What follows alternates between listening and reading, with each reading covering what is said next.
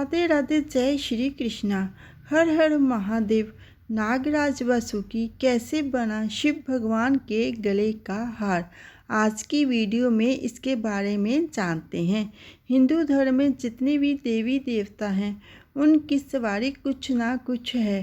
साथ ही देवी देवता अपने शरीर पर किसी विशेष चीज को धारण किए हुए हैं। ऐसे ही देवादिदेव भगवान भोलेनाथ के भी गले में सर्पों की माला है। शिव के गले में ये सर्प हमेशा विराजमान रहते हैं। नाग भगवान शिव के भक्त थे, इस कारण ये शिव के गले में आज भी सर्पों की माला है। चलिए जानते हैं कि नागराज वासुकी शिव के गले में कैसे आया। वासुकी भगवान शिव के परम भक्त थे। माना जाता है कि नाग प्रजाति के लोगों ने ही सबसे पहले शिवलिंग की पूजा का प्रचलन शुरू किया था। वासुकी की भक्ति से प्रसन्न होकर ही भगवान शिव ने उन्हें अपने गणों में शामिल कर लिया था। नागराज वासुकी को नागलोक का राजा माना गया है। कहते हैं कि समुद्र मंथन के दौरान वासुकी नाग को ही रस्सी के रूप में मेरु पर्वत के चारों ओर लपेटकर मंथन किया गया था। साथ ही जब भगवान श्री कृष्ण को कंस की जेल से चुपचाप वासुदेव उन्हें गोकुल ले जा रहे थे, तब रास्ते में जोरदार बारिश हो रही थी। इसी बारिश और जमुना नदी के उफान से वासुकी नाग ने ही श्री कृष्ण की रक्षा की थी। धार्मिक मान्यताओं के अनुसार वासुकी ने भगवान शिव की सेवा में नियुक्त होना स्वीकार किया।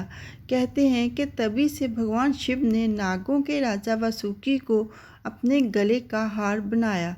यही कारण है कि भगवान शंकर के गले में हमेशा सर्पों की माला रहती है।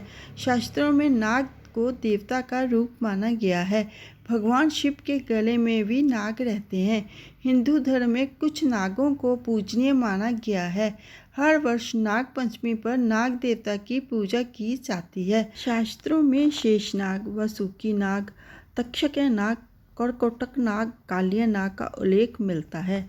सभी नागों का अपना महत्व और स्थान है। चलिए दोस्तों, इनके बारे में जानते हैं। शेषनाग। शेषनाग ऋषि कश्यप और कद्रु के ज्येष्ठ पुत्र माने जाते हैं।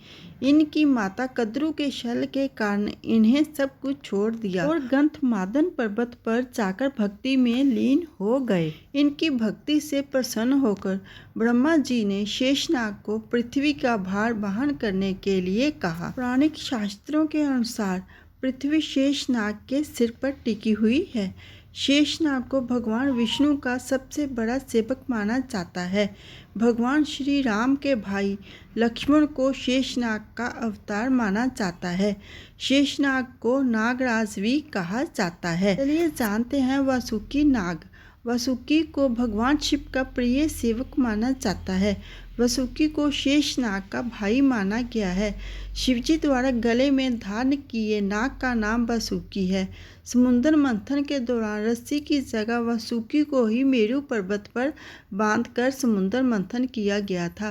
कहते हैं कि जब वासुदेव श्री कृष्ण को टोकरी में रखकर जमुना नदी पार करा रहे थे, तब भयंकर बरसात से वासुकी ने ही श्री कृष्ण की रक्षा की थी। चलिए जानते हैं तक्षक नाग। तक्षक नाग के पिता कश्यप ऋषि थे। तक्षक नाग पाताल लोक में निवास करते हैं। तक्षक को कलियुग के आगमन का कारण माना जाता है। चलिए जानते हैं करकोटक नाग के बारे में। पौराणिक कथाओं के अनुसार करकोटक भगवान शिव के प्रमुख गण माने जाते हैं। करकोटक ने भगवान शिव की घोर तपस्या की, जिसके कारण भगवान शिव ने प्रसन्न होकर करकोटक को शिवलिंग में स्थान दिया। चलिए जानते हैं कालिया नाग के बारे में। कालिया नाग जमुना नदी में निवास करता था। बाल अवस्था में भगवान श्री कृष्ण अपने मित्रों के साथ खेल रहे थे। उसी समय उनकी गेंद जमुना नदी में गिर जाती है। तब भगवान श्री कृष्ण गेंद लेने के लिए जमुना नदी में जाते हैं। तब कालिया के साथ उनका युद्ध होता है। भगवान श्री कृष्ण कालिया को युद्ध में पराजित कर देते हैं।